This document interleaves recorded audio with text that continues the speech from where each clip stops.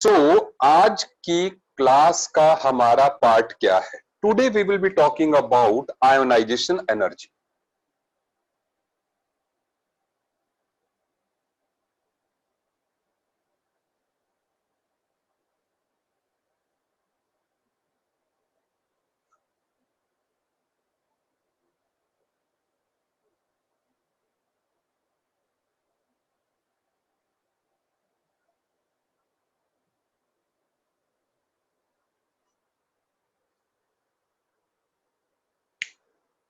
अच्छा अच्छा, सुनिए आप। तो अब I will be talking about old syllabus के बारे में। बेटा जी, जो नए स्टूडेंट आए हैं, मैं उनसे अलग से, आप मेरे से व्हाट्सएप पे चैट कर सकते हैं। Classroom is not the platform for that, ठीक है? क्लासरूम, क्योंकि ओल्ड स्टूडेंट्स भी पढ़ रहे हैं, तो जैसा मैंने आपको डायरेक्ट किया था कि आप क्लास लगाइए। अभी जो है मैंने आपको 4 लेक्चर्स एटॉमिक स्ट्रक्चर के बोल दिए हैं, ठीक है?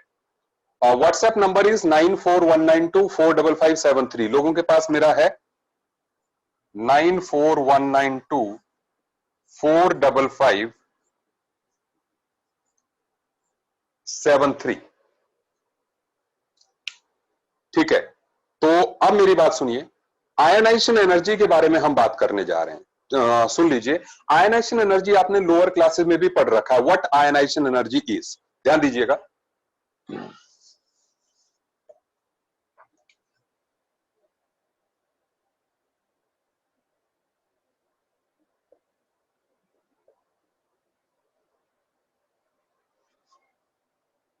The minimum energy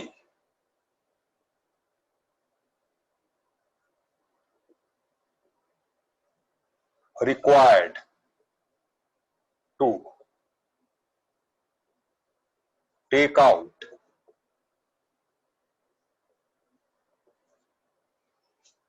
the electron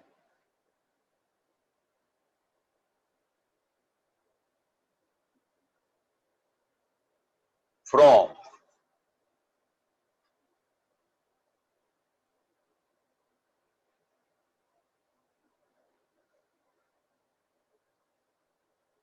valence shell of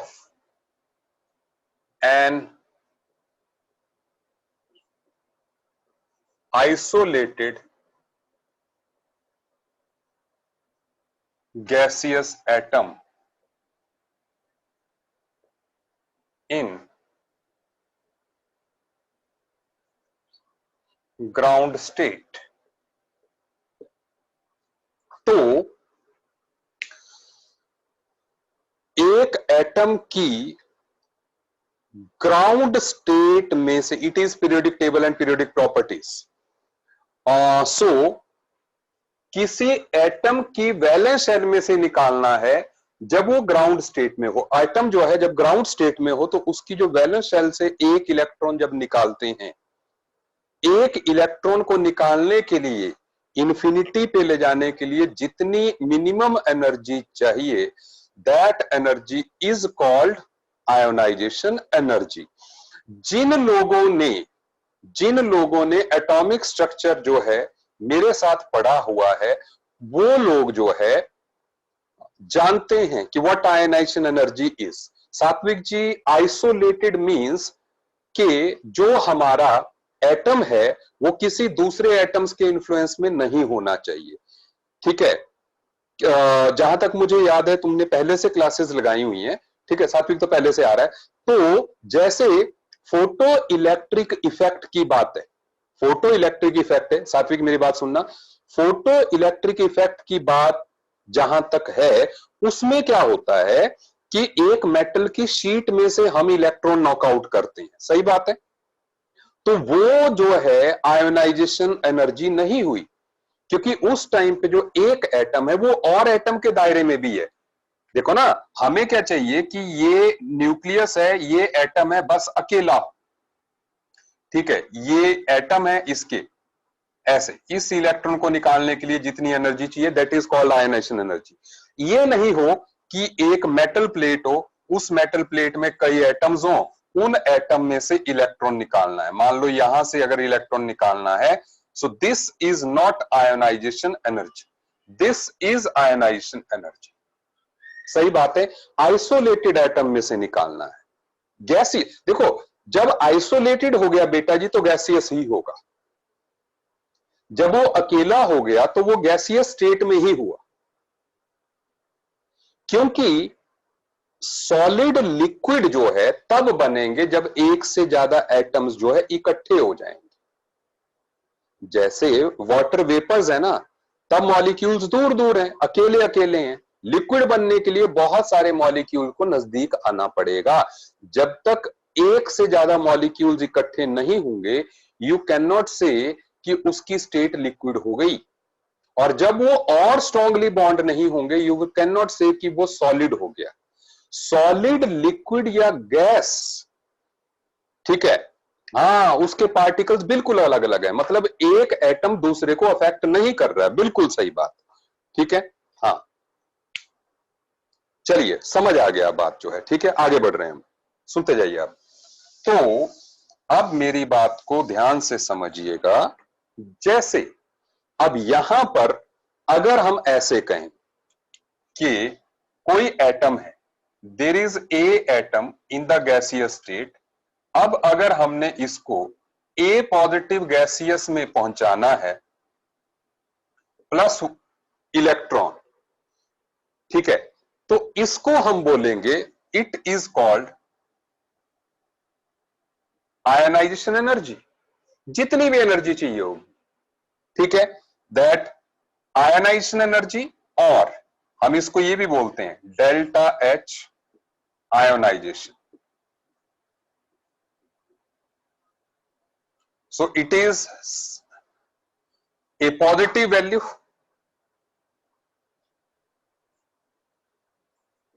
plus x joules per mole। Ionization energy को डेल्टा एच आयोनाइजेशन भी बोलते हैं, ठीक है। It is plus x joules per mole. मुझे लगता है मैंने डेल्टा एच का जिक्र पहले भी किया हुआ है, अगर नहीं किया हुआ है तो मेरी बात समझ जाइए। Delta H, it is delta, triangle type का जो सिंबल है दैट इज डेल्टा, ठीक है। सुन लीजिएगा, जब भी, मेरी बात को ध्यान रखिएगा, जब भी आप एनर्जी दें, मान लो इसको एनर्जी देनी पड़ेगी, अगर आपको देनी पड़े so that means sign will be positive, ठीक है। मतलब मैं यहीं पे बता दूं, delta H is greater then 0 when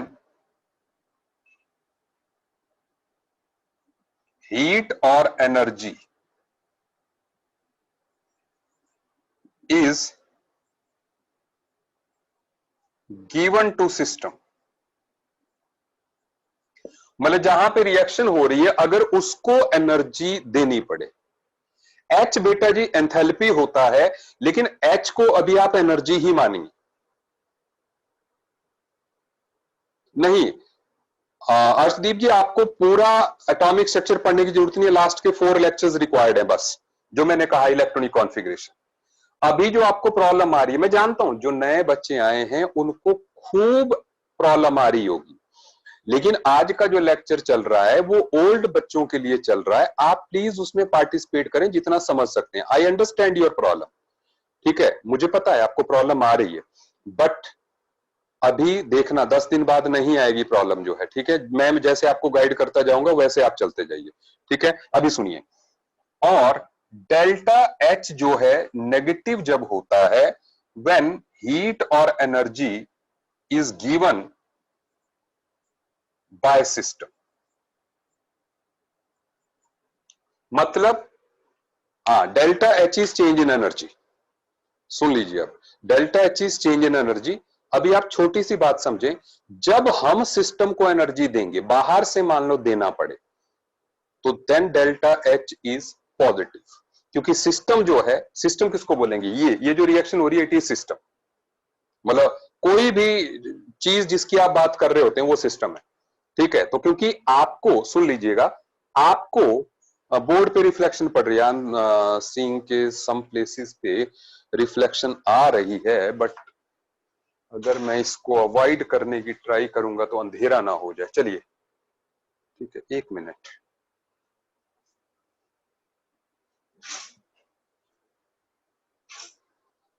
I hope now it's okay. ठीक है, सुन लीजिए। तो अब मेरी बात सुनिए। यहां पर क्या है, देखो, अगर, क्योंकि आप क्या कर रहे हैं, सुनते जाइए बेटा जी, आप क्या कर रहे हैं, न्यूक्लियस है और इलेक्ट्रॉन है, इलेक्ट्रॉन को आप जो है निकाल रहे हैं। निकाल के क्या हो रहा है कि अब एटम में से वो इलेक्ट्रॉन बाहर निकल गया, ये आ गया बाहर। तो अगर, क्योंकि न्यूक्लियस ने इलेक्ट्रॉन को खींच रखा है, सो दैट मींस आपको एनर्जी देनी पड़ेगी ताकि जो है इस इलेक्ट्रॉन को खींच के आप जो है इंफिनिटी पे ले जाएं। सही बात कह रहा हूं मैं? ताकि जो है आप जो है इसको इंफिनिटी पे ले जा सके। Is it okay? तो इसलिए डेल्ट, ये आयनाइजेशन एनर्जी जो है हमेशा पॉजिटिव ही होती है। क्या आपको मेरी बात समझ में आ रही है? ठीक है, डेल्टा एच की बात समझ में आ गई, सिंबल। ठीक है, और आयनाइजेशन एनर्जी के बारे में सिंपल सिंपल बात आपको समझ में आ गई। अभी बिल्कुल सिंपल बात हो रही है। इन्फिनिटी पे ले जाना है, समझ जाइए। हमने इलेक्ट्रॉन को न्यूक्लियस के इंफ्लुएंस से बाहर ले जाना है।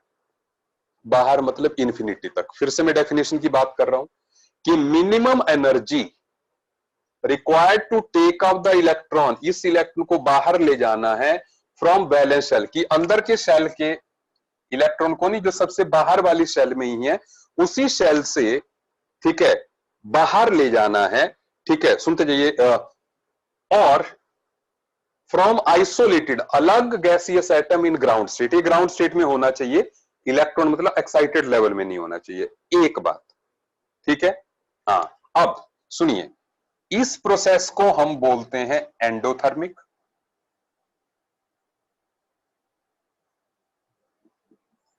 और इसको बोलते हैं एक्सोथर्मिक। सुन लीजिए, सुन लीजिए फिर से मेरी बात। देखो, आप लोग, कई लोग थोड़ा सा कंफ्यूज कर रहे हैं। मैंने ग्राउंड भी लिखा है ना, और वैलेंस शेल भी लिखा हुआ है। ठीक है, सुन लीजिए। देखो होता क्या है, जैसे मान लो आप कोई एटम ले लो, जैसे मान लो ये एटम है, इस एटम की पहली शेल में इलेक्ट्रॉन्स हैं 2, 1s2, 2 इलेक्ट्रॉन दिख गए आपको। फिर दूसरी शेल में है 2s2 2p6, ऐसे 8 इलेक्ट्रॉन्स हैं, 1 2 3 4 5 6 7 8। मान लो हम सोडियम की बात कर रहे हैं, तो थर्ड में होंगे 1 इलेक्ट्रॉन। सही बात है, ये सोडियम की बात हो रही है। इस टाइम पर हमारा सोडियम ग्राउंड स्टेट में है। क्यों? क्योंकि जो इलेक्ट्रॉन है वैलेंस वाला, मिनिमम वो इसी में हो सकता है ना, मिनिमम तो इसी में हो सकता है। देखो, ज्यादा क्या हो सकता था, अगर आप उसको एनर्जी देते तो हो सकता है इलेक्ट्रॉन जो है फोर्थ लेवल पे भी एक्साइट होके चला जाता। तो ये हो गया एक्साइटेड सोडियम एटम। ये क्या हुआ? Excited sodium atom. लेकिन अगर इलेक्ट्रॉन अपनी जगह ही है तो ये हो गया इलेक्ट्रॉन ग्राउंड स्टेट वाला सोडियम एटम, है ना। अगर इलेक्ट्रॉन नॉर्मल इलेक्ट्रॉनिक कॉन्फ़िगरेशंस के रूल्स के अकॉर्डिंग आया है, सो दैट मींस वो ग्राउंड स्टेट है। हमने कहा था 1s2 2s2 2p6 then 3s1, तो थर्ड शेल में सिर्फ एक इलेक्ट्रॉन है। तो अगर अंदर वाली शेल्स प्रॉपरली भरी हैं, इलेक्ट्रॉन यहीं पे आ सकता था 11वां, तो वो ग्राउंड स्टेट है। लेकिन अगर इस इलेक्ट्रॉन को एनर्जी देते ये बाहर वाली शेल में जाता, अंदर वाली अभी पूरी तरह से भरी नहीं है, ठीक है ना। हाँ, ठीक है। तो अब सुन लीजिए, तो आपको पता चल जाएगा, रीजन बीइंग जो हमने इलेक्ट्रॉनिक कॉन्फ़िगरेशन एटॉमिक स्ट्रक्चर में लिखी है वो सारी ग्राउंड स्टेट की ही निकालने का तरीका है। और जब जब जब सुन लीजिए, जब भी किसी इलेक्ट्रॉन से अंदर वाली शेल पूरी भरी होगी तो ग्राउंड स्टेट ही होगी। नहीं बेटा जी, ग्राउंड स्टेट हाइड्रोजन में फर्स्ट लेवल होता है, आप कंफ्यूज मत कीजिएगा। सुन लीजिए मेरी बात जो है, मैं ये कह रहा हूं, आपने ग्राउंड स्टेट की जो डेफिनेशन है वो एटॉमिक स्ट्रक्चर में हाइड्रोजन एटम के लिए पढ़ी है। उसमें क्योंकि एक ही इलेक्ट्रॉन होता है तो एक इलेक्ट्रॉन के लिए ग्राउंड स्टेट क्या होगी, फर्स्ट लेवल ही होगा। लेकिन लिथियम के लिए, संश्रय जी 2 मिनट देखिए, अगर मैं लिथियम की बात करूं तो लिथियम के लिए 2 इलेक्ट्रॉन पहली लेवल में आ जाएंगे 1s2, और फिर ये है, तो ये इसकी ग्राउंड स्टेट है।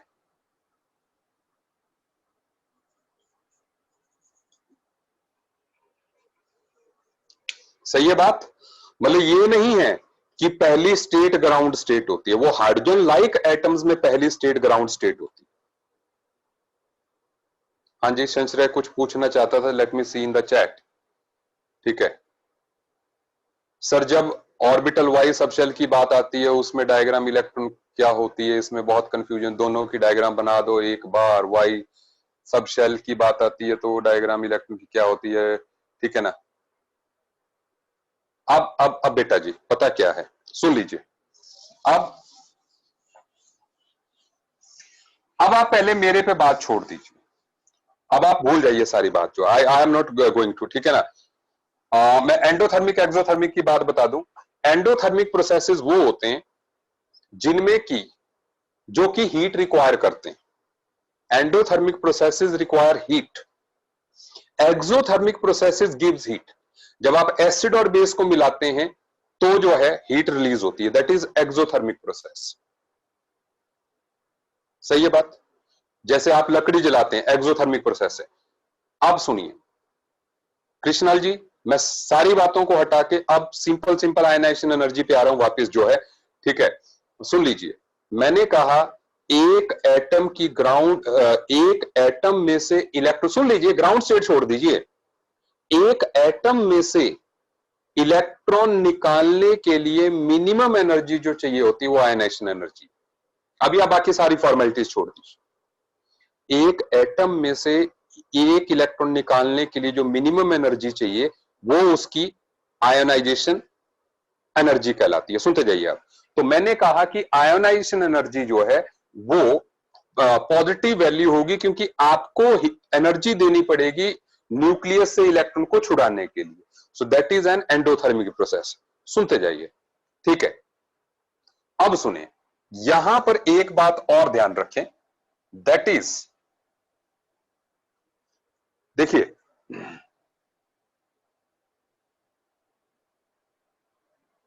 Successive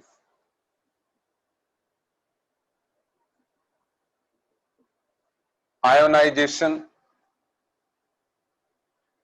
energies always increases। मतलब क्या हुआ, मेरी बात सुनिए आप। जैसे मान ले आपने क्या किया, ए में से एक इलेक्ट्रॉन निकाल दिया, ये गैसियस है, ठीक है, ए पॉजिटिव बना दिया एंड +1 इलेक्ट्रॉन। सही बात है, इज इट ओके। अब यहां पर suppose this one is ionization energy first, ठीक। और अब आपने क्या किया कि जो ए पॉजिटिव था उसमें से एक इलेक्ट्रॉन निकाल के उसको बना दिया A2 positive, it is ionization energy second. Then आपने A2 पॉजिटिव में से एक इलेक्ट्रॉन निकाल के you have made it A3 positive, ठीक है, it is ionization energy third. Then A3 positive में से आपने एक इलेक्ट्रॉन निकाल के A4 positive it is ionization energy fourth. And then सुनते जाइए, क्या आपको ये बात समझ में आ रही है? से यस और नो। कि जैसे मान लो, सुन लीजिए, जैसे मान लो ये सोडियम है, तो सोडियम में से एक इलेक्ट्रॉन निकाल दिया, कितने रह गए? 10 रह गए। फिर 10 में से एक और निकाल दिया, 9 रह गए। फिर 9 में से एक 8, 8 में से एक 7। सिंपल बात, मेक द थिंग सिंपल, ज्यादा कंफ्यूजन में करने की जरूरत नहीं है यार, ठीक है? सुन लीजिए, अब मेरी ये स्टेटमेंट क्या कहती है? ये स्टेटमेंट कहती है कि ionization energy fourth is greater than ionization energy third, then ionization energy second, then ionization energy first. ऐसा क्यों है? आप सुने, ऐसा क्यों है? देखो, पहले सुन ले। हाँ बिल्कुल अपलोड हो जाएगा, हर्षिया जी अपलोड हो जाएगा आज का लेक्चर, ठीक है? सुने, आप एक बात देखें, जब आप सोडियम को ही अपने दिमाग में रखें सारे लोग। जैसे मान लो हमने पहले क्या था, अगर ये सोडियम है, ठीक है, अगर ये सोडियम है तो यहां पर न्यूक्लियस में 11 प्रोटॉन होंगे और वैलेंस शेल में 11 ही इलेक्ट्रॉन्स होंगे। सही कहा कि नहीं? सही कहा। अगर ये सोडियम है, ए एटम इज सोडियम, तो न्यूक्लियस में 11 प्रोटॉन होंगे और बाहर जो है 11 ही इलेक्ट्रॉन्स होंगे, ठीक है? तो मतलब अभी पर electron there is one proton, एक इलेक्ट्रॉन के लिए एक प्रोटॉन मौजूद है। लेकिन जैसे ही आपने एक इलेक्ट्रॉन निकाल दिया बाहर, तो बाहर कितने रह गए? बाहर रह गए, फॉर एग्जाम्पल जैसे हम लिख लेते हैं यहां पर, अगर हम अपनी कन्वीनियंस के लिए, कि प्रोटॉन्स यहां पर 11 हैं, इलेक्ट्रॉन्स यहां पर 10 हैं। सोडियम का एग्जाम्पल अगर हम ले, let A B equal to sodium, सुन लीजिए, तो प्रोटॉन्स 11, इलेक्ट्रॉन्स 11, अभी इलेक्ट्रॉन्स 11 हैं, तो पर प्रोटॉन एक इलेक्ट्रॉन है, डन। लेकिन जब ए पॉजिटिव हुआ, प्रोटॉन तो 11 ही रहे, इलेक्ट्रॉन कितने हो गए इसमें? 10 हो गए। बोलो सही है कि नहीं? इलेक्ट्रॉन्स 10 हो गए। अब क्या हुआ कि इलेक्ट्रॉन्स अगर 10 हो गए तो पर इलेक्ट्रॉन जो है नंबर ऑफ प्रोटॉन्स बढ़ गए, 1.1 हो गया। इसका मतलब अब जो प्रोटॉन्स हैं वो इलेक्ट्रॉन को और स्ट्रांगली खींचेंगे। बिल्कुल सही बात, विकास ने सही कहा। अब एनर्जी ज्यादा लगेगी क्योंकि अब 11 प्रोटॉन जो है 10 इलेक्ट्रॉन को खींच रहे हैं, तो अब एनर्जी क्या लगेगी? ज्यादा लगेगी। सही है बात। अब आगे क्या हुआ? आगे जो है प्रोटॉन्स तो हमारे 11 ही हैं, लेकिन इलेक्ट्रॉन्स जो है अब 9 हो गए। तो अब जो है, अब पर इलेक्ट्रॉन प्रोटॉन्स और ज्यादा बढ़ गए, तो इस वजह से अब और ज्यादा एनर्जी लगेगी। तो इस तरह से सक्सेसिव एनर्जीज जो है वो इंक्रीज करती जाएंगी। सही है। तो ionization energy fourth will be more than third, then second, then first. I hope आपको ये बात जो है समझ में आ गई। रौनक जी क्या रिपीट करना है? मैंने कहा ये देखो, ये भी लिस्ट मैंने बना दी सोडियम का एग्जांपल देके। मैंने कहा कि यहां पर इलेक्ट्रॉन्स घटते जा रहे हैं, प्रोटॉन्स उतने ही रह रहे हैं। यहां पर इलेक्ट्रॉन्स जो है 8 हो गए, यहां पर इलेक्ट्रॉन 8 हो गए, प्रोटॉन्स अभी 11 है। तो प्रोटॉन्स जो है जितने कम इलेक्ट्रॉन्स को खींचेंगे उतना स्ट्रॉन्ग होल्ड होगा वैलेंस शेल पे, तो आपको ज्यादा एनर्जी निकालनी पड़ेगी उनको इंफिनिटी पे ले जाने के लिए। तो आयनाइजेशन एनर्जी इंक्रीजेस। ठीक है, यस, रौनक जी को समझ में आ गया। ओके, अब सुने आप मेरी बात, बहुत बढ़िया तरीके से समझ रहे हैं आप। प्लीज आप मेरी बात को समझते जाएं।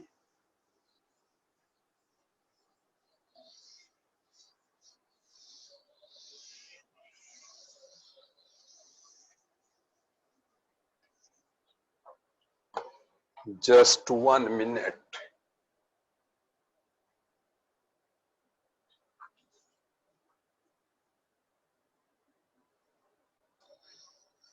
अभी आप मेरी बात पे ध्यान दीजिए, सुने। अभी अगर हम थोड़ी बहुत बात करें, सुनते जाइएगा, अब अगर हम बात करें कि पीरियोडिक टेबल में जो है किस तरह से वेरी करती है, सुन लीजिए।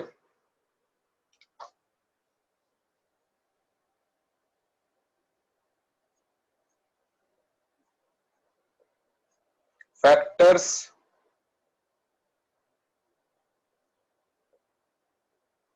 अफेक्टिंग आयनाइजेशन एनर्जी, सुन ले प्लीज। मैं आपकी चैट को नहीं देख पा रहा हूं अभी जो है, ठीक है, आई एम सॉरी, बट क्योंकि अब थोड़ा सा क्लास का माहौल बन गया होता है। सक्सेसिव आयनाइजेशन एनर्जी क्या है कि एक एटम में से आपने एक इलेक्ट्रॉन निकाला, फिर जो आयन बना उसमें से अगला निकाला, फिर अगला निकाला, फिर अगला निकाला। तो जो हर स्टेप में जो एनर्जी चाहिए, that is successive ionization energy. Ionization energy 1, then 2, then 3, then 4, done. सुनिए आप बात। अब यहां पर फैक्टर्स अफेक्टिंग, ठीक है, दैट इज पहली बात, ionization energy is inversely proportional, ये directly proportional to Z effective. सही बोला, क्योंकि जितना ज्यादा न्यूक्लियस का होल्ड वैलेंस शेल पे स्ट्रांग होगा, आयनाइजेशन एनर्जी उतनी ही ज्यादा होगी।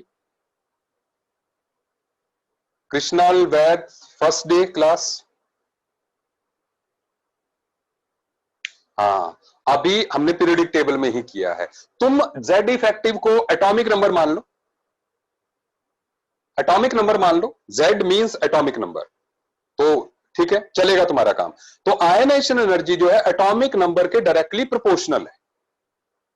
भाई सिंपल सी बात है, atomic number means number of protons, तो जितने ज्यादा प्रोटॉन्स होंगे उतना ज्यादा जो है होल्ड वैलेंस शेल पे ज्यादा होगा, डन। दूसरा, ionization energy is inversely proportional to size of the atom. Atom का साइज जितना बड़ा होगा उससे इलेक्ट्रॉन निकालना उतना आसान है। सही बोला कि नहीं, है ना, क्योंकि न्यूक्लियस का होल्ड वैलेंस शेल पे बहुत कम होगा। हाँ, अब सबको मजे से समझ में आ रहा है, ठीक है ना, एक्सेप्ट जो नए स्टूडेंट्स आए हैं, ठीक है। हाँ, मैं भेज दूंगा मोक्षा जी, ठीक है। अब सुने, and then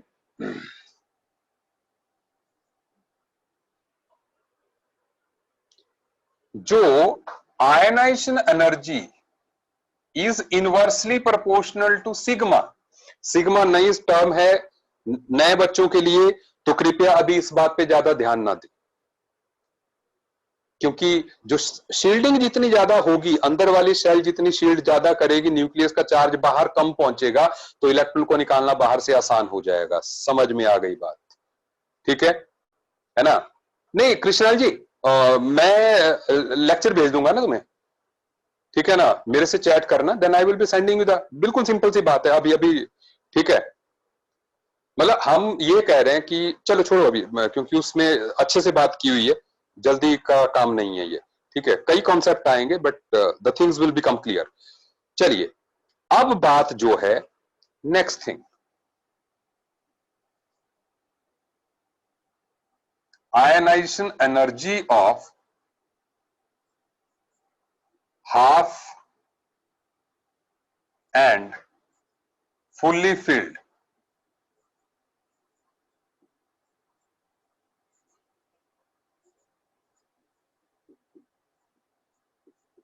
orbitals is high. जिन लोगों ने एटॉमिक स्ट्रक्चर से क्लास लगाई हुई है वो जानते हैं इस चीज को। जब मैंने कॉपर और क्रोमियम का केस बताया था, तो मैंने कहा था कि फुली फील्ड और हाफ फील्ड कॉन्फ़िगरेशंस जो है एक्सेप्शनली स्टेबल होती हैं, तो कोई भी एटम नहीं चाहता कि उससे डिस्टर्ब हो। तो इसलिए जिन एटम्स में ये सिचुएशन होगी, उनकी आयनाइजेशन एनर्जी ट्रेंड से थोड़ी ज्यादा होगी, एक्सपेक्टेड से ज्यादा होगी। सही कह रहा हूं जी? मतलब जैसे जिसमें S2 आ गया, P6 आ गया, हाँ बिल्कुल सही है, D5 आ गया, D10 आ गया, ये स्टेबल कॉन्फ़िगरेशंस हैं। P3 आ गया, हाफ फील्ड या फुल्ली फील्ड, हाफ से भी फुल्ली फील्ड ज्यादा स्टेबल, तो उससे इलेक्ट्रॉन निकालना और टफ है। ठीक है, मतलब नोबल गैसेस से इलेक्ट्रॉन निकालना टफ हो जाएगा क्योंकि वो स्टेबल कॉन्फ़िगरेशन। सही बात है, हाँ ठीक है। चलिए आपको समझ में आ गई बात। नेक्स्ट,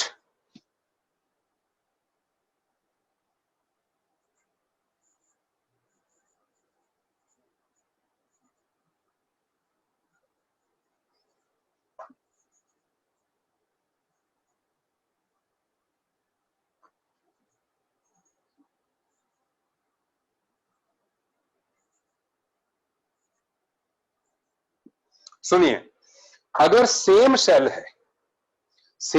है, मैंने आपको पढ़ाया है कि सेम शेल में न्यूक्लियस के एस सबसे नजदीक होता है, पेनिट्रेटिंग इफेक्ट मैंने कहा था कि न्यूक्लियस के नजदीक सब एस सबसे नजदीक है, then P, then D, then F, सही बात है, ये कहा था। तो एक शेल में जो सब शेल न्यूक्लियस के सबसे नजदीक होगी उसमें से इलेक्ट्रॉन निकालना सबसे टफ होगा, इसलिए एस की आयनाइजेशन एनर्जी ज्यादा होगी। सेम सेम किसमें, सेम शेल में। तो ये 5 फैक्टर्स हैं जो कि अफेक्ट करते हैं। अभी मैं एग्जांपल के साथ आपको बता रहा हूं, आप चिंता मत कीजिए, एग्जांपल्स के साथ आपको बता रहा हूं, आप देखते जाएं।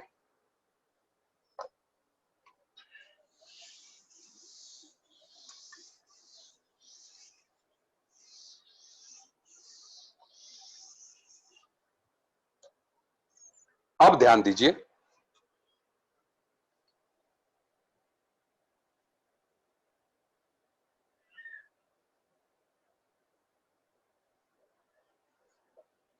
अब पीरियोडिसिटी मतलब पीरियोडिक टेबल में, अरे संश्रय जी इस टेस्ट में न्यूमेरिकल्स नहीं है। ठीक है, अब सुनिए पीरियोडिक, देखिए जो आयनाइजेशन एनर्जी का जनरल ट्रेंड है, आयनाइजेशन एनर्जी जो है वो इस तरफ को इंक्रीज करेगी, जबकि इस तरफ को जो है इट डिक्रीजेस। ठीक है, रीजन भी क्लियर है कि along the period that nuclear charge increases.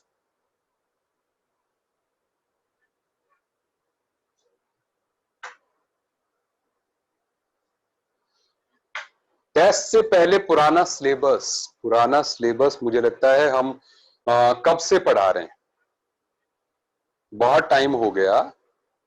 Test से पहले 2-3 दिन में नहीं हो सकता, मतलब ये आसान है, ठीक है ना, don't worry about this thing, ठीक है ना।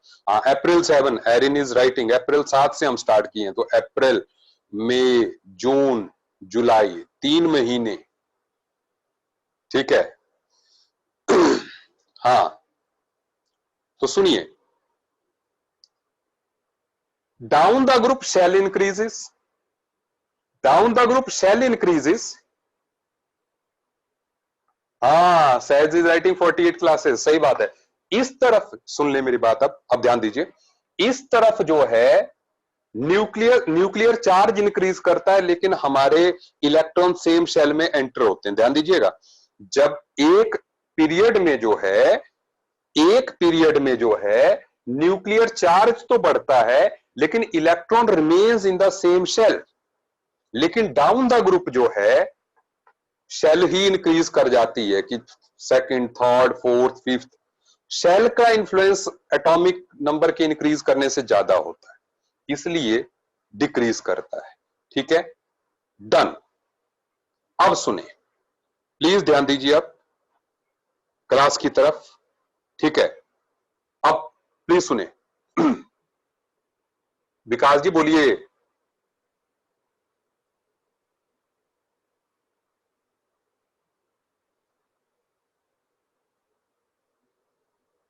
बोलो बोलो।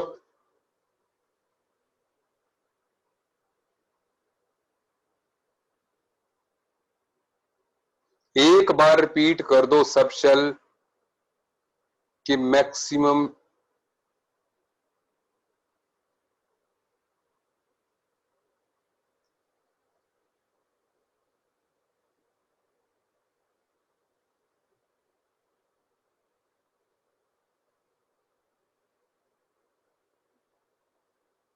चल भाई अनम्यूट कर दिया मैंने।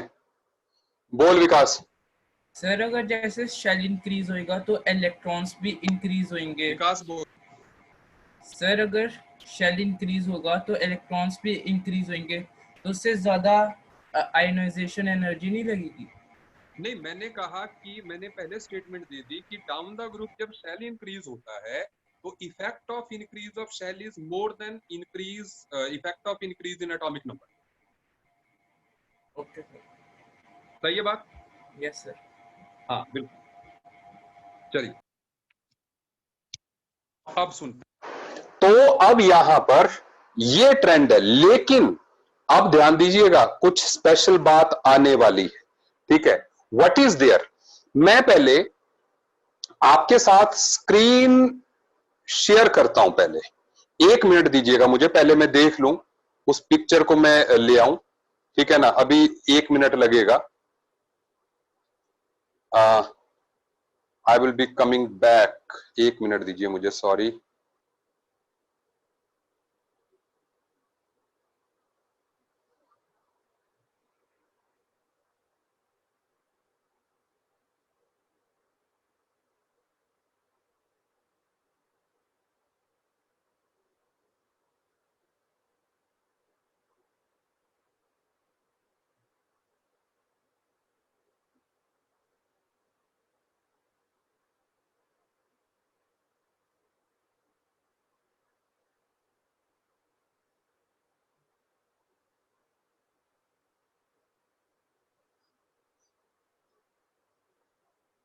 अच्छा, सुनिए मेरी बात। मैं आपके साथ स्क्रीन शेयर करने लगा हूं। बेटा जी, वो जो मैं ग्राफ मैं आपको दिखाऊंगा वो आपकी कॉपी में चाहिए मुझे अभी। ठीक है, मुझे चाहिए कि आप उसको अपनी नोटबुक पे बनाएंगे। ठीक है, सबने बना लेना है। सबको बनाने के लिए हार्डली 1 मिनट मिलेगा। ठीक है, उसके बाद में वापस जो है ओरिजिनल इस पे आ जाऊंगा।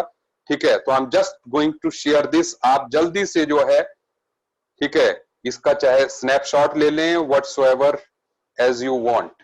ठीक है, आप देखिए। आप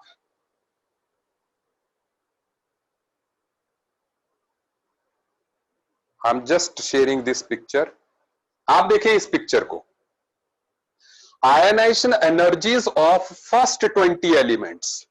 आपकी आपके पास जो है ये डायग्राम बनी होनी चाहिए।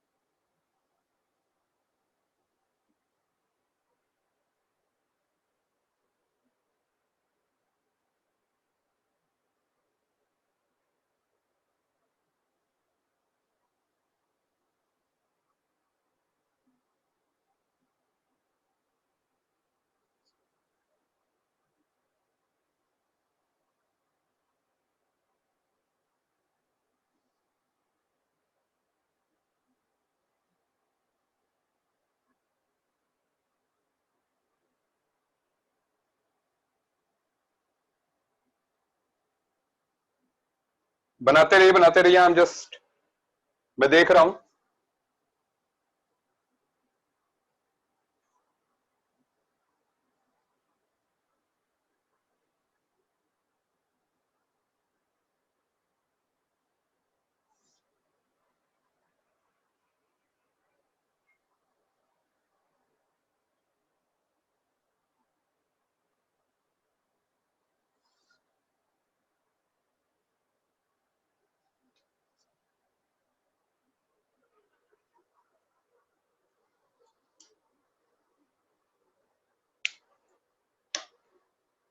ज्यादा नहीं, आपको ये डाटा भी लिखने की जरूरत नहीं है, 400, 800, 1200, ये नहीं। I just want that lines, बस आप लाइंस बना लें जो है, ठीक है, इतना।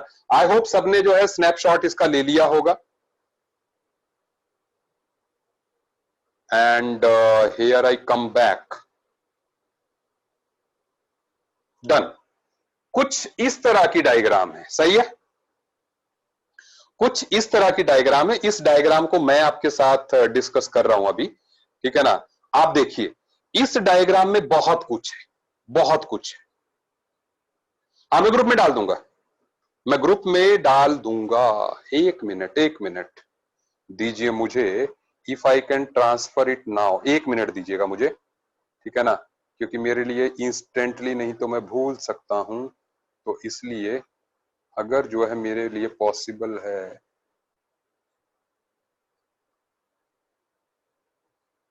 अभी तो नहीं हो रहा है यार पॉसिबल मेरे लिए, एक मिनट दीजिए मुझे।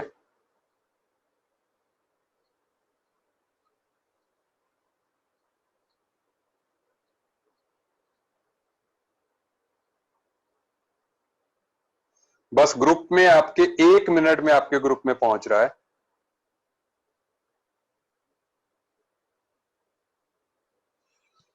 ये रहा आपके ग्रुप में diagram,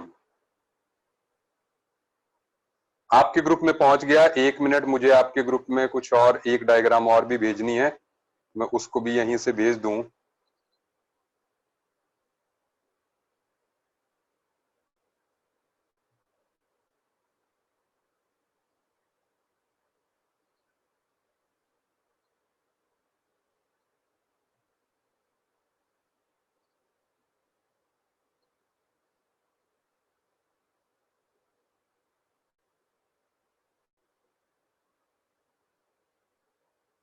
I don't know why I am not, चलिए हमारा काम इसी से हो जाएगा, नो प्रॉब्लम।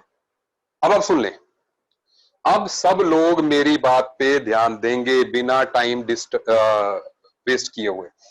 हाइड्रोजन से हीलियम, आप जानते हैं पीरियोडिक टेबल में हाइड्रोजन और हीलियम की पोजीशन कहां है। हाइड्रोजन की जो कॉन्फ़िगरेशन है दैट इज 1s1 और इसकी कॉन्फ़िगरेशन 1s2 है। आप जानते हैं along the period the ionization energy should increase, सही बोल रहा हूं जी, आयनाइजेशन एनर्जी बढ़नी चाहिए तो हाइड्रोजन से हीलियम में बढ़ेगी। देन मैंने कहा, जैसे ही आप मैंने कहा हाइड्रोजन से हीलियम पे जब आप जाएंगे, हाइड्रोजन से हीलियम मतलब पीरियोडिक टेबल्स के लेफ्ट से राइट की तरफ आप जा रहे हैं, तो एटॉमिक नंबर बढ़ रहा है, इलेक्ट्रॉन सेम शेल में ऐड हो रहा है, इसलिए जो है आयनाइजेशन एनर्जी शुड इंक्रीज, सही बोला कि नहीं। 1s1 1s2 सेम ही शेल में तो जा रहा है इलेक्ट्रॉन, फर्स्ट ही शेल में जा रहा है, ठीक है। तो इसलिए जो है साइज डिक्रीज किया हीलियम की तरफ, ठीक है, और जो साइज डिक्रीज किया, ठीक है, और जो है न्यूक्लियर चार्ज इंक्रीज किया, तो there is increase in ionization energy, done. Helium से ये जो डॉटेड लाइन है इसका मतलब हम सेकंड पीरियड पे पहुंच गए। अब सुनते जाएं, अब बात इंटरेस्टिंग होने वाली है। सेकंड पीरियड में जब हम पहुंचे तो लिथियम की कॉन्फ़िगरेशन क्या है, 1s2 2s1, सही बात है, 1s2 2s1, 2s1 है, अब मैं 2s1 ही लिखूंगा, इसकी आउटर मोस्ट ही लिखूंगा, ठीक है, 2s1 है। तो इसमें लिथियम से जब आप बेरिलियम पे जाएंगे तो क्या हो गया, 2s2 हो गया बेरिलियम पर जाने पर। लिथियम से जब हम बेरिलियम पर जाते हैं तो जी कॉन्फ़िगरेशन हो गई 2s2, और इसका मतलब एस सबशेल फुली फिल हो गई, एस सबशेल फुली फिल हो गई, ठीक है। तो इसलिए इसलिए जो है, और क्योंकि आप जब लिथियम से बेरिलियम की तरफ जाते हैं दैट मींस आप पीरियोडिक टेबल के लेफ्ट से राइट की तरफ प्रोसीड कर रहे हैं, that means ionization energy should increase, सही बोला कि नहीं, सही बोला। अब सुने, अब बात कुछ और आने वाली है।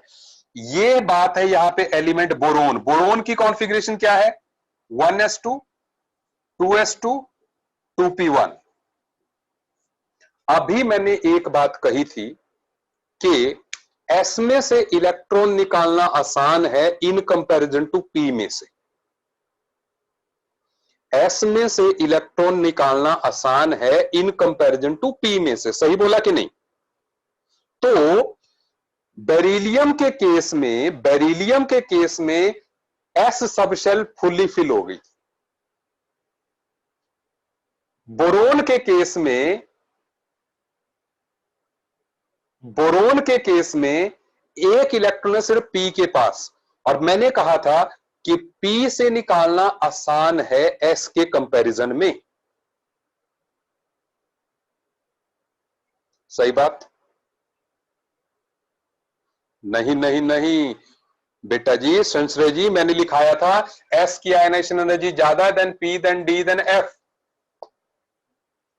एस की आयनाइजेशन एनर्जी है, सुनो सुनो सुनो सुनो, एस से निकालना मुश्किल है। एस यार सुनो, एस न्यूक्लियस के नजदीक होगा, फिर पी होगा, फिर डी होगा एक ही शेल में, देन एफ होगा। सही बोला कि नहीं? तो एस से निकालना टफ है ना यार। ठीक है, एफ जो है न्यूक्लियस से दूर है। हाँ सुन लीजिए, तो एस में से निकालना टफ है, एफ में से निकालना सबसे आसान है। तो मैं ये कह रहा हूं कि अब क्योंकि यहां पर बेरिलियम में तो एस सबशेल फुल्ली फील्ड थी, बेरिलियम के पास दो फैक्टर्स हैं पॉजिटिव, उसकी एस सबशेल पूरी तरह से फील्ड है, जबकि इसमें पी फुल्ली फील्ड नहीं है, P1 है, पी में 6 आते हैं। ठीक है, तो कॉन्फ़िगरेशन 6 वाली स्टेबल होगी या तो 3 वाली स्टेबल होगी। ठीक है, इसमें वो नहीं है। सुनिए, और इसमें एक बात यह भी है कि पी से अगर निकल जाएगा तो स्टेबल कॉन्फ़िगरेशन बनेगी, क्योंकि पी का अगर एक इलेक्ट्रॉन निकल जाता है तो जो बचा हुआ आयन है जो कि बोरोन 1 पॉजिटिव है वो ज्यादा स्टेबल होगा। रीजन बीइंग उसमें 2s2 कॉन्फ़िगरेशन होगी जो कि फुल्ली फील्ड एस है। सही है बात? तो इस वजह से जो है आप देख रहे हैं एक्सेप्शनल बिहेवियर आ गया यहां पे कि बेरिलियम से बोरोन की आयनाइजेशन एनर्जी हो गई कम, क्योंकि ट्रेंड में हम एक्सपेक्ट करते थे कि इंक्रीज ही होनी चाहिए। सुनिए, बहुत बढ़िया जा रहे हैं आप। सुनो, अब बोरोन से कार्बन में जब हम गए तो हो गया 1s2 2s2 2p2।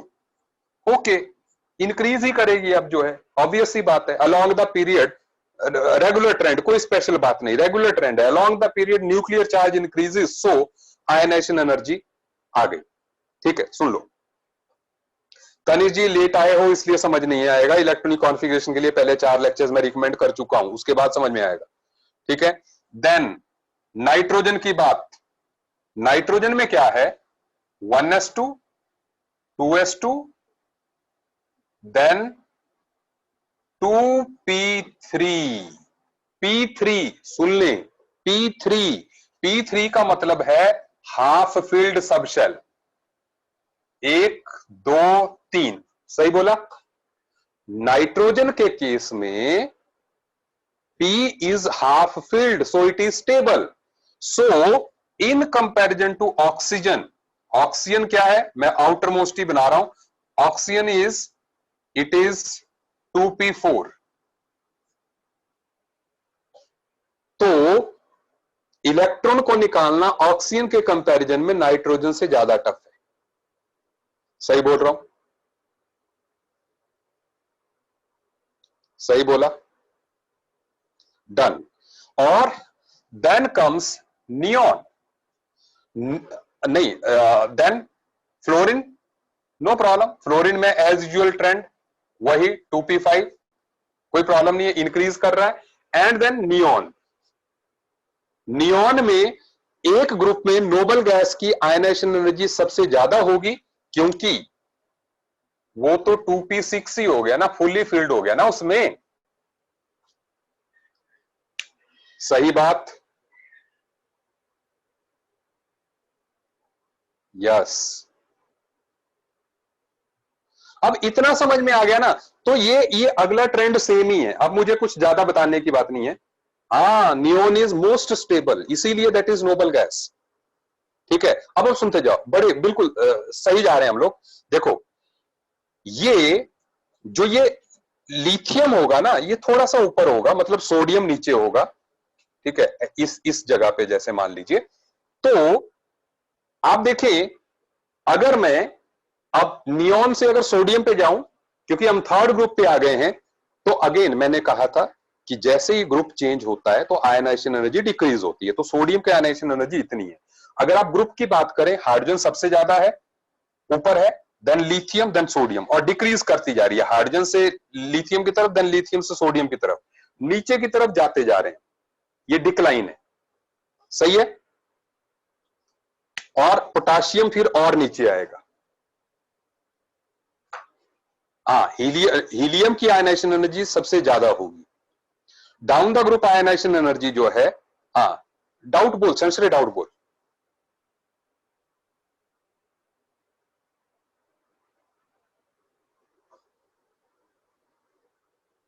हाँ, बिल्कुल सही बात है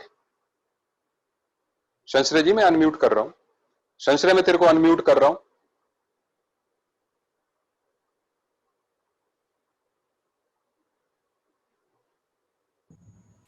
हेलो सर। सर ये एक छोटा सा ही डाउट है कि हेलो। हाँ हाँ, बोलो बोलो बोलो। सर बेरिलियम से बोरॉन पे एक डिक्लाइन हो रहा है, एंड वो ही उसी का डाउट था कि वो क्यों हो रहा है। देखो, बेरिलियम की कॉन्फ़िगरेशन है 2s2, सही बात है। Yes sir. जबकि जैसे बोरोन पे जा रहे हो तो 2p1 हो रही है। Yes sir. पहली बात तो है कि अलोंग द पीरियड जो है, लेफ्ट टू राइट जो है, नॉर्मल ट्रेंड में क्या होना चाहिए था कि इंक्रीज होना चाहिए था, लेकिन नहीं हुआ। क्यों? रीजन बीइंग 2s2 में s सब शेल फुल्ली फील्ड है, पहली बात तो ये। Yes sir. जबकि p फुल्ली फील्ड नहीं। Yes sir. तो एक बात तो ये आ गई जो कि एज दे गई बेरिलियम को। दूसरी बात, बेरिलियम में इलेक्ट्रॉन है s सब शेल, जबकि बोरोन में है p में। हमने कहा था s से निकालना टफ है p के कंपैरिजन। Yes sir. तो दो एजेस मिल गई, सही बात है कि नहीं? Yes sir, thank you. Okay bye. चलिए अब बात पे आते हैं।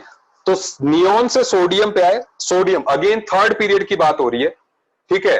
देन सोडियम से मैग्नीशियम, सेम सिचुएशन, बेरिलियम के नीचे मैग्नीशियम आता है। देन एल्यूमिनियम, फिर से डिक्लाइन उसी वजह से आया, 3s2 3p1 हो जाएगा यहां पर।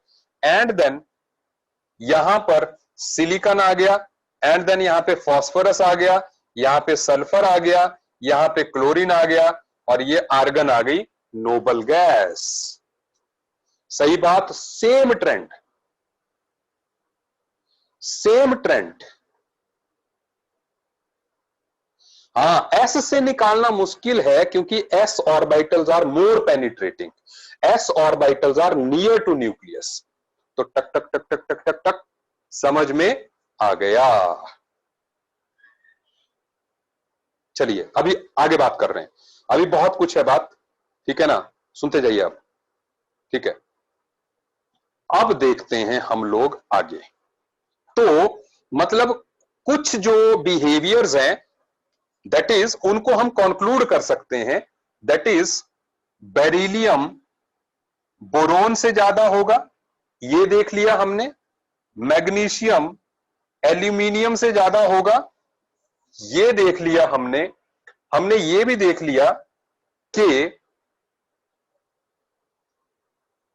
एक minute, and then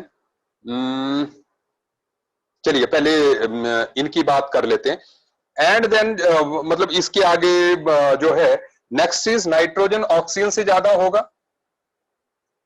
phosphorus sulphur से ज्यादा होगा। ये सारे देखो ना, फास्फोरस सल्फर से ज्यादा, नाइट्रोजन ऑक्सीजन से ज्यादा, ठीक है।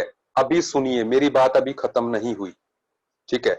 अभी मैं आपके साथ स्क्रीन शेयर 1 मिनट के लिए फिर से करने जा रहा हूं।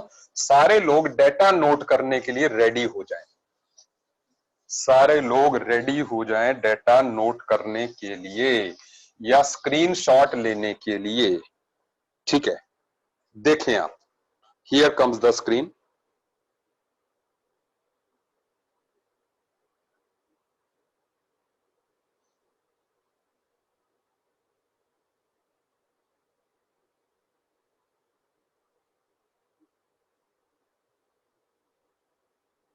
आपके पास यहां पर आप देखिए, there is data of ionization energy. आप आयनाइजेशन एनर्जी का डेटा देखिए, 1 मिनट दीजिए मुझे।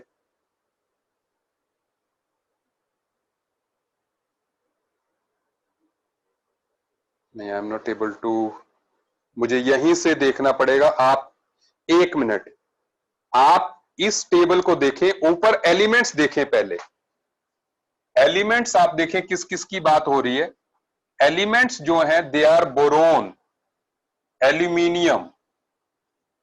आप कुछ मत नोट करें फिलहाल, जो है मैं आपको खुद समझा रहा हूं। आप जस्ट ये देखें, अब इसी कॉरेस्पॉन्डिंग आयनाइजेशन एनर्जी देखें आप। फर्स्ट आयनाइजेशन एनर्जी कहीं पे लिखा है 801, जहां पे लिखा हुआ है आप देखें, बोरोन की आयनाइजेशन एनर्जी इज 801। आप पेज पे इसको लिख लें कहीं पे, ठीक है, फेयर में लिखने की जरूरत नहीं है। And then it decreases to कितना, इट डिक्रीजेस टू 578। जब एल्यूमिनियम आता है तो ये हो गया 578। Obviously down the group it should decrease, लेकिन फिर गैलियम पे इट बिकम्स 579। अब थोड़ा सा ट्रेंड गड़बड़ाया, ठीक है ना। एंड देन इंडियम पे फिर से 558 हुआ।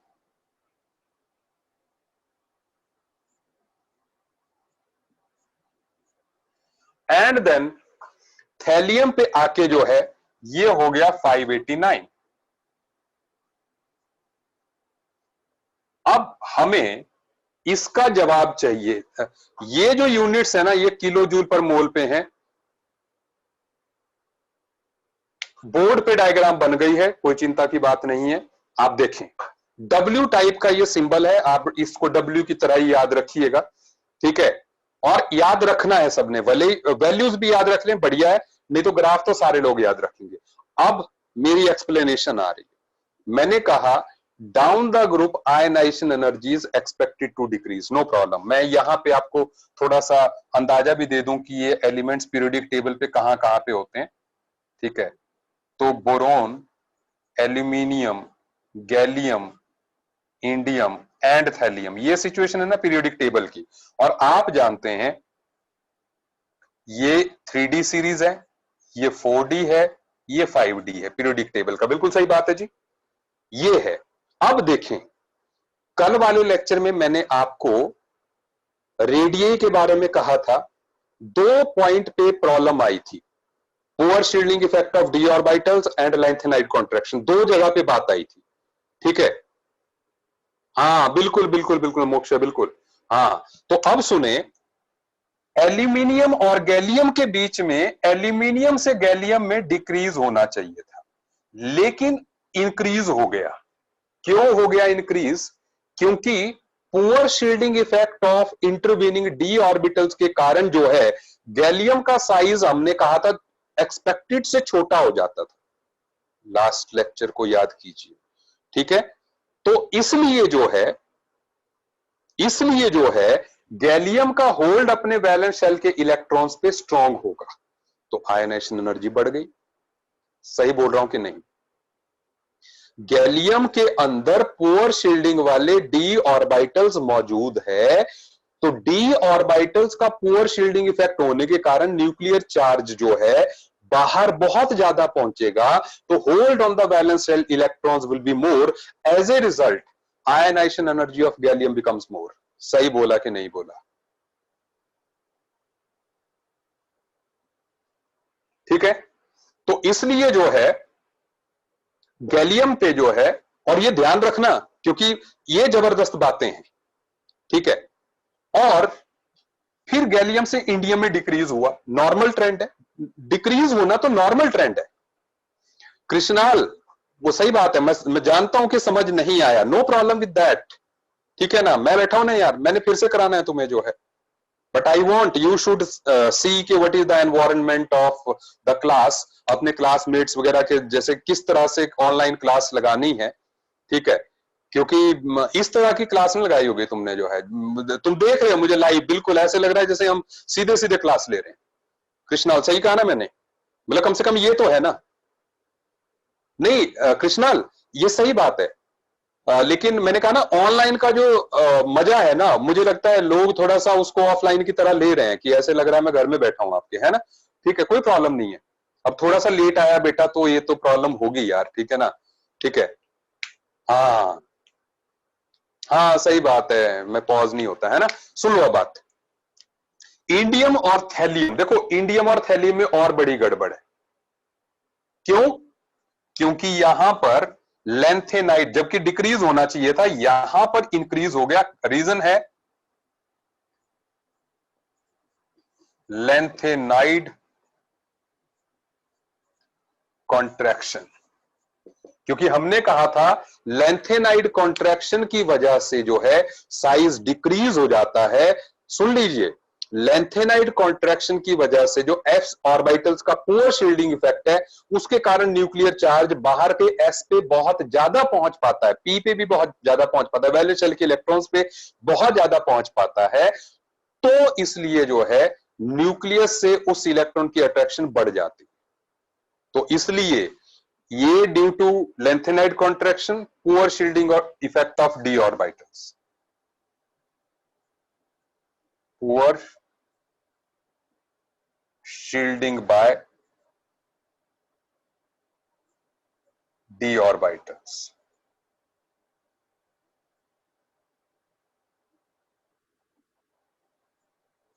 दोनों के रीजन दे दिए मैंने, सही बात है, समझ आ रही है आपको बात, आगे बढ़ते हैं, सुनते जाइए। सो दैट मीन्स अब नेक्स्ट थिंग देखते जाइए,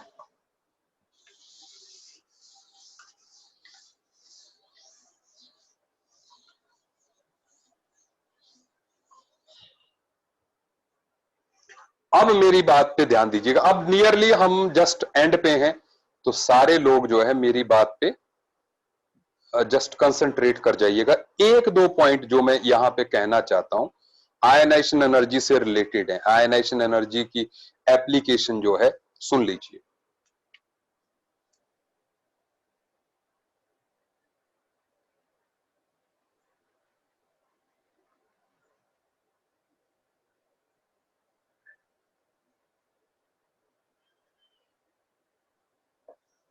मैं यहां पर एक डेटा आपके सामने शेयर कर रहा हूं, अगेन चलो आपके इसमें ही लिखा हुआ है ये पैकेज में, लेट मी सी, हाँ बिल्कुल बिल्कुल बिल्कुल, स्नेहा जी बिल्कुल आपको रिकॉर्डिंग पहुंच जाएगी। मैं एक डेटा शेयर कर रहा हूं, आप देख लीजिएगा, जो मैंने आपको जेडी ली की कॉपी दी है उसमें जो है पेज नंबर 14 पे है ये, आप देखिए, मैं उसको लिखने लगा हूं यहां पर, दैट इज यहां पर एलिमेंट है और ionization energy 1, ionization energy 2, ionization energy 3, ionization energy 4, ठीक है, एंड आयनाइजेशन एनर्जी 5, ये डेटा है। अब देखें सोडियम का 5.139, 47.28,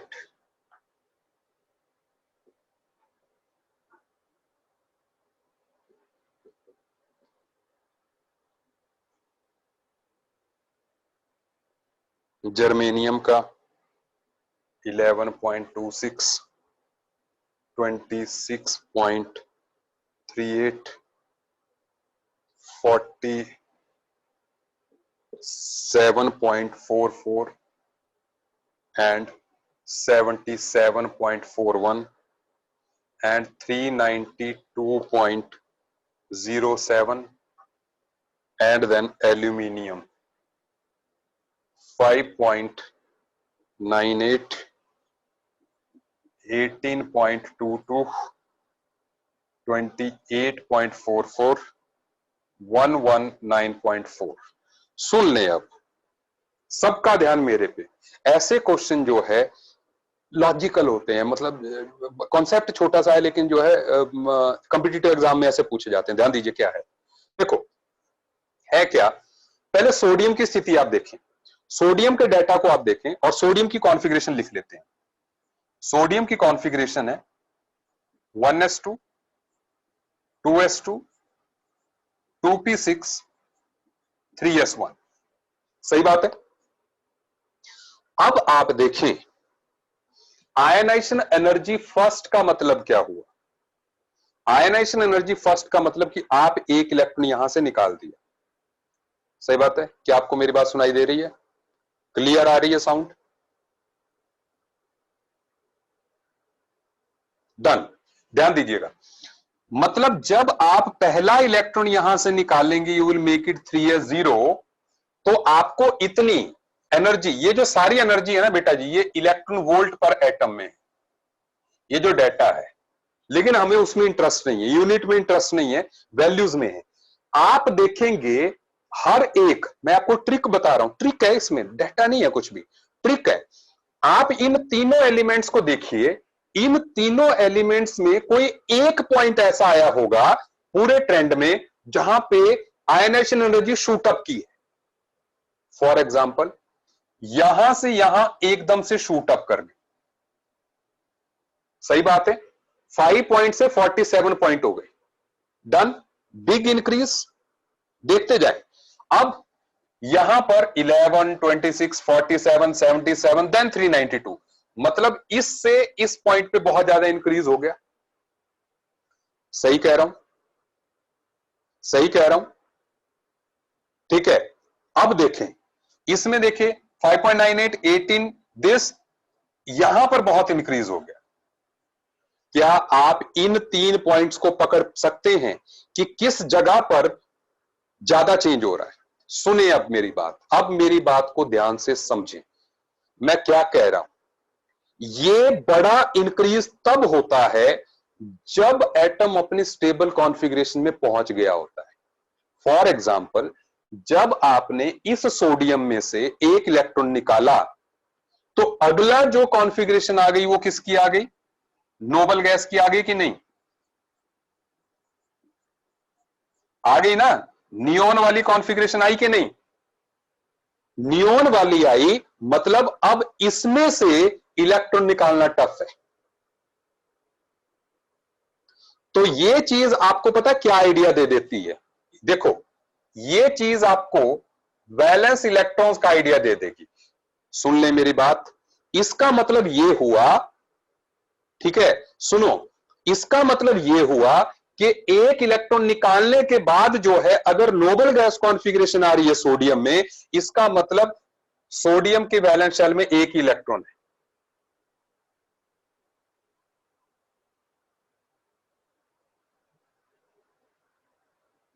स्टेबल कॉन्फ़िगरेशन में से इलेक्ट्रॉन निकालना, अरे यार, क्योंकि वो स्टेबल है। वो स्टेबल है ही किस लिए? स्टेबल है किस लिए? वो स्टेबल किसको बोलते हैं? जिसको डिस्टर्ब ना किया जा सके। अगर उसमें से इलेक्ट्रॉन निकालना आसान होता तो वो अनस्टेबल होती। ठीक है, सुन लें अब मेरी बात, अगले एग्जांपल में एल्यूमिनियम पे आइए। आप एल्यूमिनियम पे देखिए, एल्यूमिनियम का एग्जांपल मैं बता रहा हूं। एल्यूमिनियम का एग्जांपल मुझे ये कह रहा है कि इसमें से 1, 2, 3 वैलेंस इलेक्ट्रॉन्स हैं एल्यूमिनियम में। 3 के बाद नोबल गैस कॉन्फ़िगरेशन आती है। देखते हैं कैसे। Aluminium 1s2, 2s2, 2p6, 3s2, 3p1। आप देखेंगे, आपने एल्यूमिनियम का पहला इलेक्ट्रॉन निकाला, ये निकल गया। सही है, ये जो 3p1 था ये निकल गया। फिर दूसरे में से 3s1 हो गया, फिर तीसरा निकाला 3s0 हो गया। मतलब ये जब निकल गए तो ये जो बची हुई कॉन्फ़िगरेशन है, अगेन ये नोबल गैस कॉन्फ़िगरेशन ही आ गई। सही बात है कि नहीं? इसका मतलब एल्यूमिनियम में 3 वैलेंस इलेक्ट्रॉन्स है। बोलो यस और नो। ठीक है, तो इसमें कितने वैलेंस इलेक्ट्रॉन्स होने चाहिए? जर्मेनियम में डाटा देख के बोलो, टेबल नहीं देखना, डाटा देख के बोलो। कितने वैलेंस इलेक्ट्रॉन्स होने चाहिए? 4, बिल्कुल सही बात है। और पता क्या है इसका मतलब, पता क्या, इससे इससे बहुत बात पता चल रही है आपको, आपको सीधे उसका पीरियड नंबर पता चल रहा है। देखो, जिसमें एक वैलेंस इलेक्ट्रॉन है उसका ग्रुप नंबर 1 हुआ, जिसमें 4 हैं उसका ग्रुप नंबर 4 हुआ। 4 कैसे हुआ? ये कार्बन के नीचे ही है ना, ये देखो, boron, aluminium, gallium, indium and thallium. तो इसका मतलब हमारा जो एल्यूमिनियम है वो इधर है, and carbon, silicon, germanium, tin and lead. तो इसका मतलब जर्मेनियम इधर है, ये ग्रुप नंबर 3 है या 13 कह लो। ग्रुप नंबर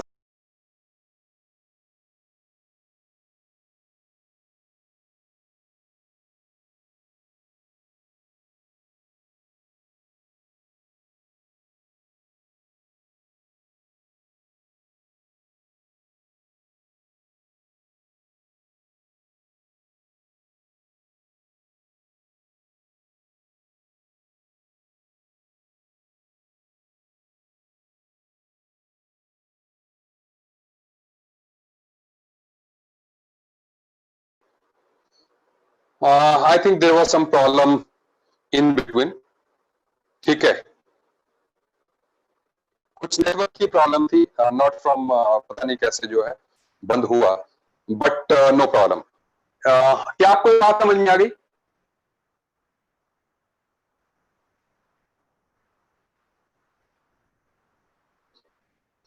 आगे बढ़ रहा हूं मैं।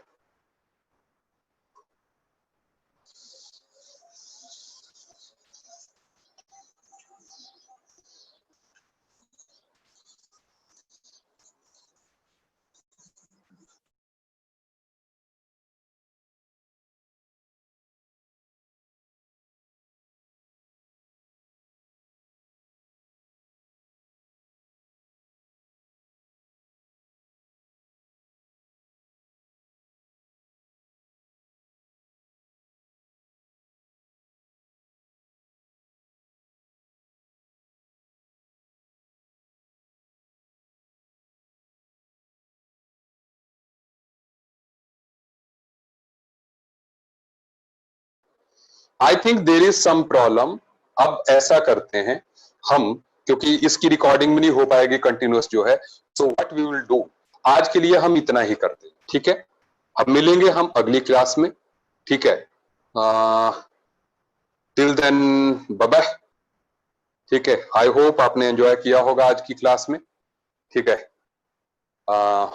मजा आ गया तो मिलते हैं कल वाले लेक्चर में, ठीक है? So bye bye, good night, take care.